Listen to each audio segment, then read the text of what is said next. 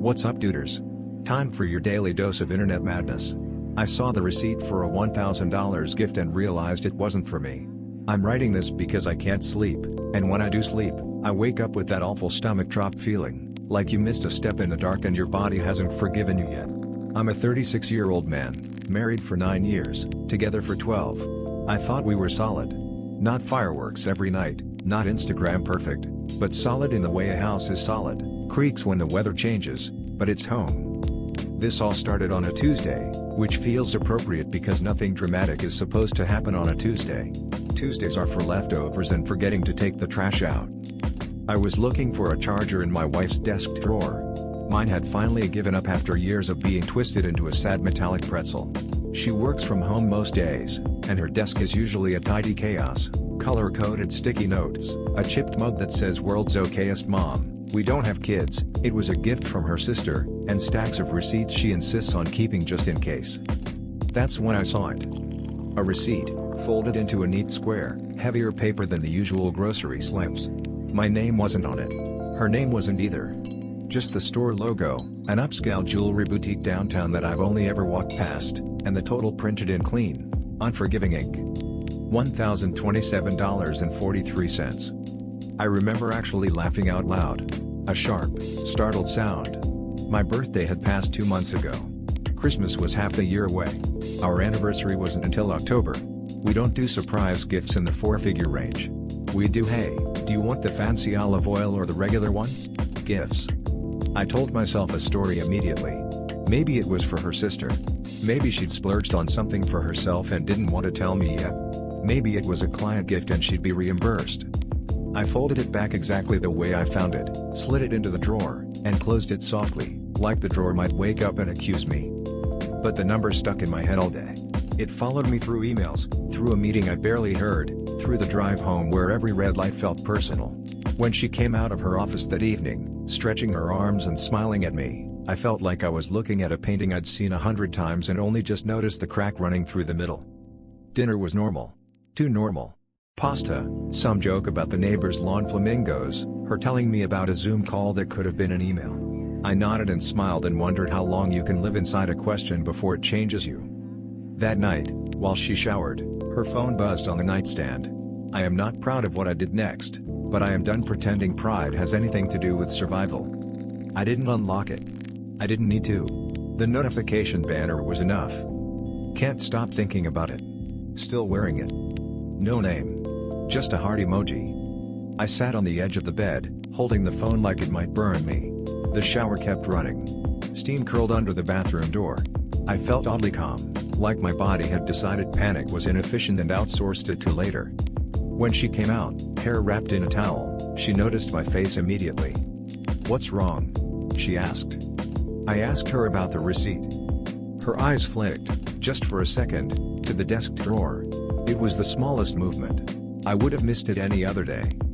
She didn't yell. She didn't cry.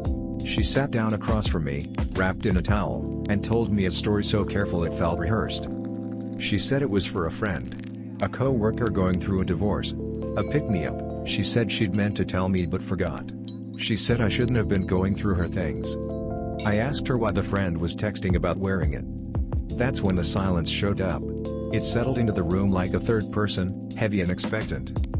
Finally, she said, "I didn't think you'd see that." We didn't sleep that night. We talked in circles until dawn turned the walls gray. She admitted it wasn't for a co-worker. It was for someone she'd been seeing for a few months. She said it like she was confessing to eating dessert before dinner. She said it wasn't serious. She said she felt invisible lately. She said it didn't mean she didn't love me. I listened. I nodded. I felt my chest hollow out, room by room. He was someone from her gym.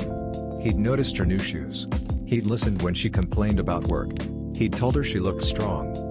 The gift was a bracelet. Gold. Simple. Something she said he'd admired once. I didn't yell. That surprised me the most. I slept on the couch for 3 nights. On the 4th night, I packed a bag. Hi. Narrator here.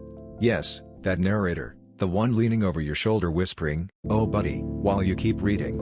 If you're wondering why he didn't flip a table or scream into a pillow, let me gently suggest that shock sometimes shows up wearing sensible shoes. Also, receipts are the universe's least subtle plot device. Keep that in mind. I stayed with my brother at first. He asked if I wanted to talk. I said no. He put a beer in front of me anyway. The days after felt unreal, like I was moving through someone else's life. I went to work. I answered emails. I laughed at a joke I didn't hear. At night, I stared at the ceiling and replayed conversations from years ago, hunting for clues like a detective who didn't want to find the killer. She texted me constantly. Apologies. Long paragraphs. Short ones. Memories. Photos from trips we took, like evidence in a trial I didn't agree to attend. I asked her for space. She gave me about 6 hours of it. When we finally met to talk again, it was in our living room. Our couch. The one we picked out together because it was firm but forgiving. The irony did not escape me. She said she wanted to fix things. She said she'd cut off contact. She said she'd do therapy. Couples counseling. Individual counseling. Group counseling. Counseling for the counseling. I asked her if she loved him. She hesitated. That was my answer. I moved into a short-term rental across town. It smelled like cleaning solution in other people's lives. I bought a toothbrush that wasn't blue and realized how many choices I'd been outsourcing for years. Friends found out in fragments. Someone told someone else. I became the guy whose wife cheated, which is a strange thing to be at parties. I filed for separation. Not divorce yet. I needed the word yet like a life raft. The hardest part wasn't the anger. It was the small, stupid things. Reaching for my phone to tell her something funny. Seeing her favorite cereal in the store and feeling like I'd been punched by a cardboard box. I kept thinking about the bracelet. About how it was probably sitting on someone else's wrist, catching the light, doing exactly what it was designed to do. Update. I didn't think I'd be back here, but life has a way of circling the block until you notice something you missed the first time. 3 months ago, I wrote about finding a receipt and realizing my marriage wasn't what I thought it was. A lot has happened since then. We're officially divorced now. It was quieter than I expected. Paperwork. Signatures. A judge who looked tired. No dramatic speeches. No last-minute confessions of love. She's still with him, as far as I know. Or maybe she isn't. At some point, that stopped being my business, which was both painful and freeing. I started therapy. I recommend it, even if you think you're fine. Especially then. I moved again. This time into a place that feels like mine. I painted the walls a color she hated. I bought a plant I'm determined not to kill. I learned how to cook one meal really well instead of 10 meals badly. Here's the thing I didn't expect. I'm okay. Not great. Not healed. But okay in a way that feels earned. Last week, I found a receipt in my own wallet. Coffee and a book I bought myself on a whim. The total was $27.18. I smiled at it, then threw it away. If there's a lesson here, and I'm not sure there always has to be, it might be this: pay attention to the small pieces of paper. They tell the truth even when people don't. And here's where I step back in, dusting off my hands like a guy who helped you move and now wants pizza. Notice how the quiet didn't kill him? That's the part no one tells you. Also, growth sometimes looks suspiciously like buying a plant and feeling proud it's still alive. If it were me, I'd probably still be mad about the bracelet, but also grateful I didn't end up wearing someone else's betrayal like jewelry. Life lesson, folks: when the receipt doesn't have your name on it, believe it. Also, always check the desk drawer. Metaphorically speaking. That's all, folks. Don't forget to update the video. Thanks for listening, and I'll catch you in the next one. Doot doot.